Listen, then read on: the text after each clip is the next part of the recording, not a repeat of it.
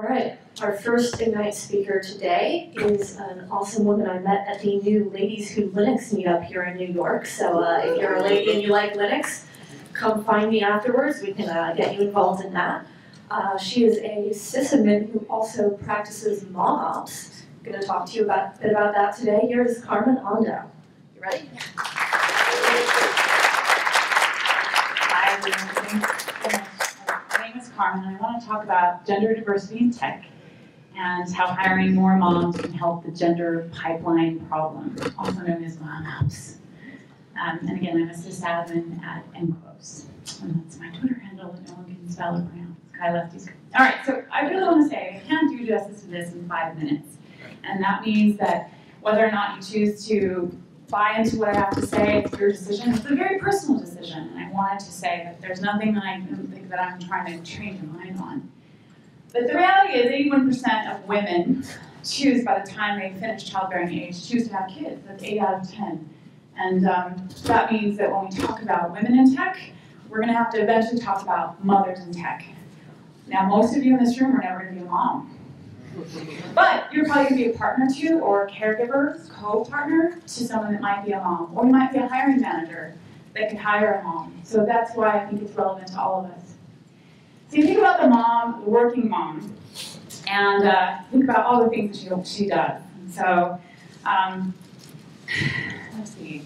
They're awesome to have on your ops and infrastructure teams. They can juggle multiple projects, perform under stress, create systems that work, get them out the door. Many moms roll with the punches. They're naturals at continuous integration and continuous deployment. My daily bill of getting 3 kids out the door, lunches made, to school always passes.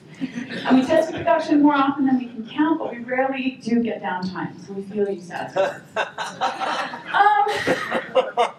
Remote. This really opens up chances for us to really involve ourselves in the tech world. And I am shocked that there aren't more mothers getting involved in remote. With all the tools that are out there and all the technologies out there, everything that Bridget talked about with regards to remote, we absolutely can make it happen. We could even move to the suburbs and rural areas without offending careers. Sometimes it's a career killer, especially if you're living in urban areas, right?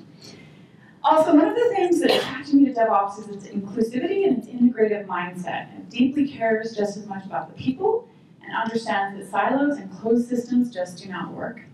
So why do we compartmentalize our lives? Why do we try so hard to keep work and home separate in every way? I'm not talking about syncing your ops pager to your baby monitor or duct tape if you're low jack, that's cool, no judgments. But what if integrating the two is actually a good thing? Look at this here.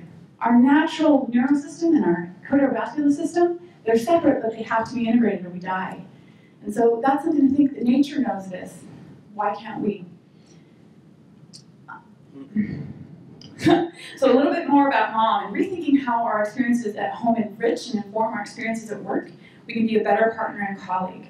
Both the effort to integrate make me better. I'm much better at conflict resolution, as you can see here, resilience, empathy, humor. Sometimes I have to confront. I'm not a good confronter, but if someone messes with my kids, the lioness is going to come out. But I also can be deeply nurturing, and that has helped me work as well. And I think all of us have to kind of have those moments and be comfortable with those moments, and I wasn't before I was a mother.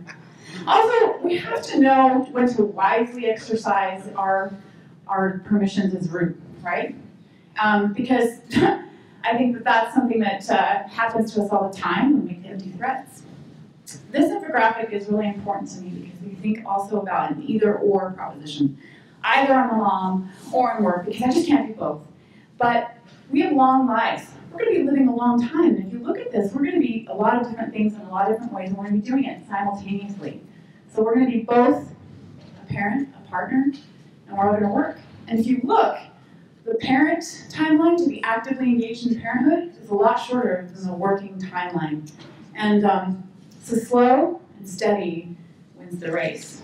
And you know, I look at the retirement age, it's being moved up to probably 70 by 2050. I only got 35 years left at work, but I only have maybe 10, 12 years left of actively being involved in my kids' lives before they fly the coop. So the regrets of the dying. I'm sorry, we can talk all about how to be awesome at work, but we're never going to regret on our deathbeds that we didn't work harder, or we didn't have better uptime, or we didn't, have better bills in the past.